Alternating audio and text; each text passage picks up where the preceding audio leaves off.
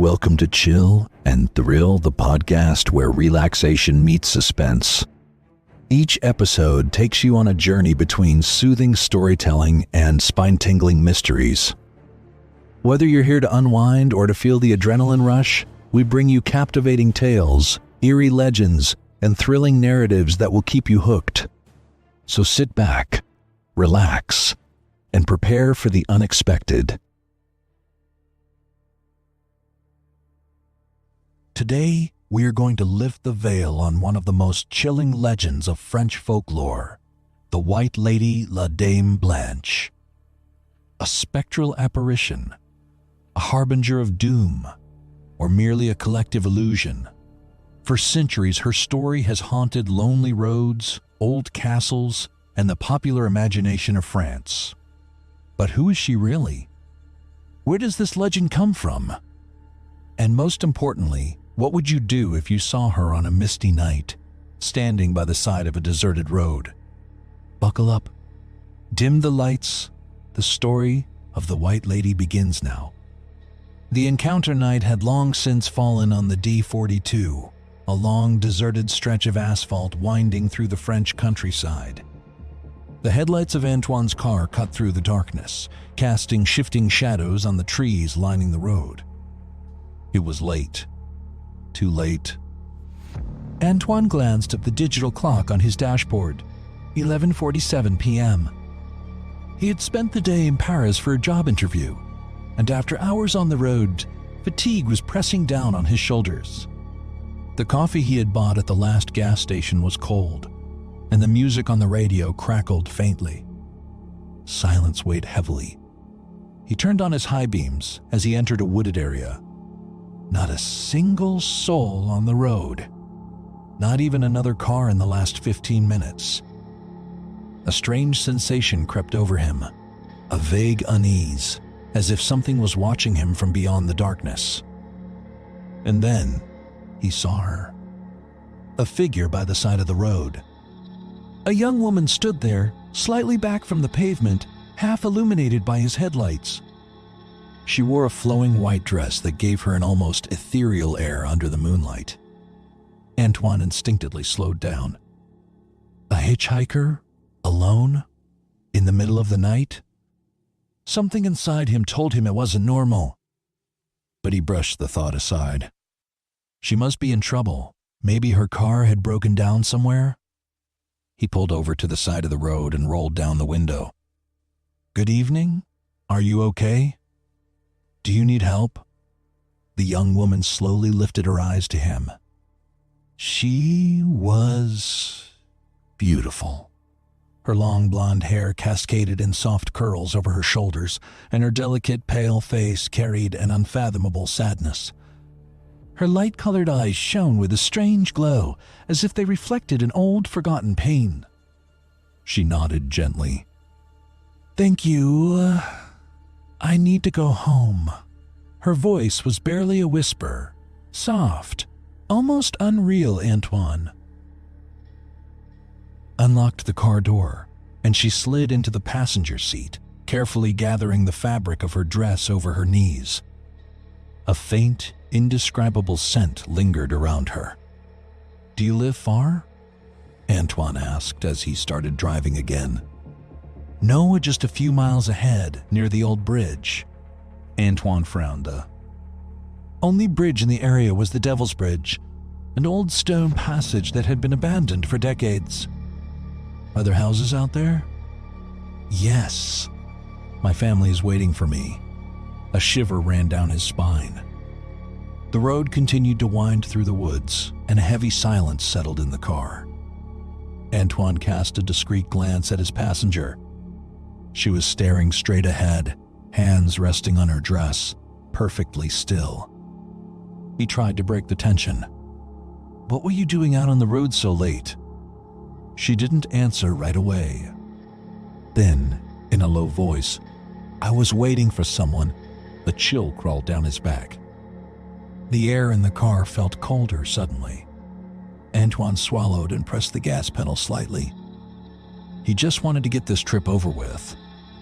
Finally, the old bridge appeared on the horizon, shrouded in thick fog. "This is it. Stop here," she whispered. Antoine pulled over. He turned toward her, but she was gone.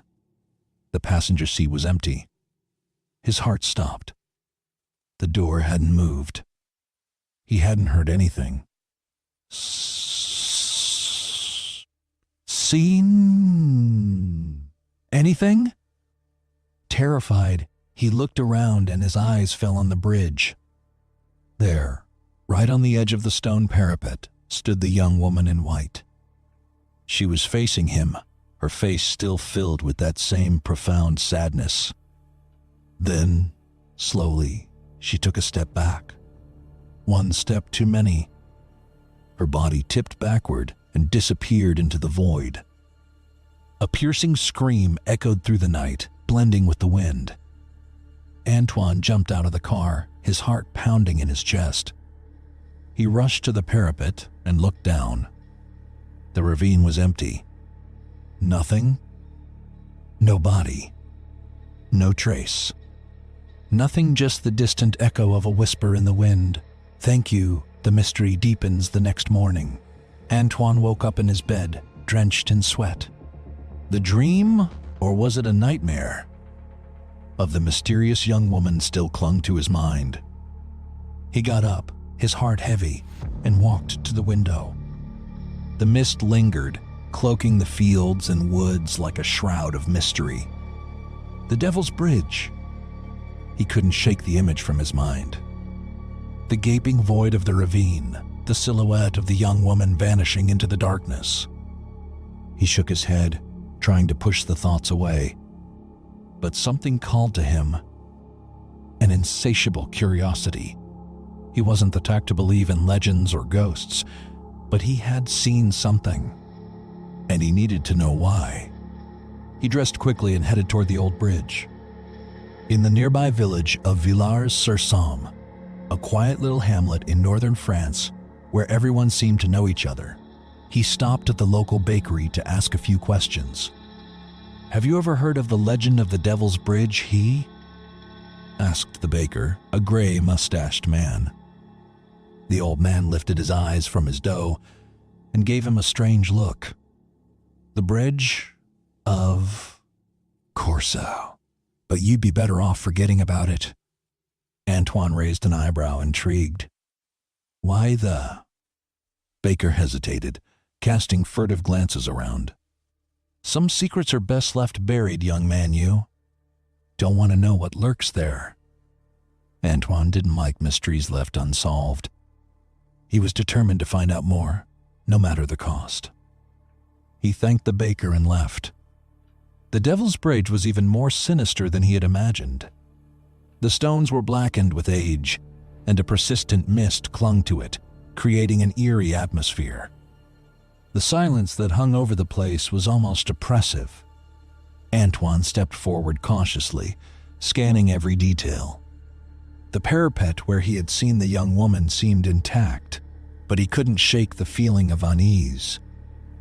He leaned over the edge, peering down into the ravine, but there was no sign that anyone had fallen recently. Then, something caught his eye. A ring.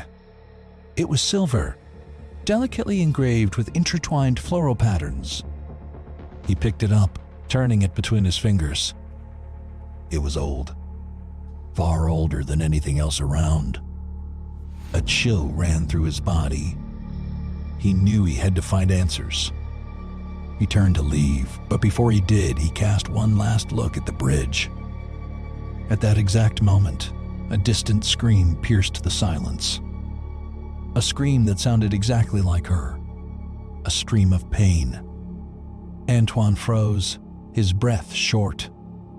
He was no longer alone, and the mystery of the White Lady of France was far from over. Thank you for tuning in to Chill and Thrill. I hope you enjoyed this eerie journey into one of France's most chilling legends. Who knows? Maybe next time you're driving down a lonely road at night, you'll think twice before picking up a stranger. Stay curious, stay brave, and join me next time for another spine-tingling tale. Until then, sweet dreams, if you can,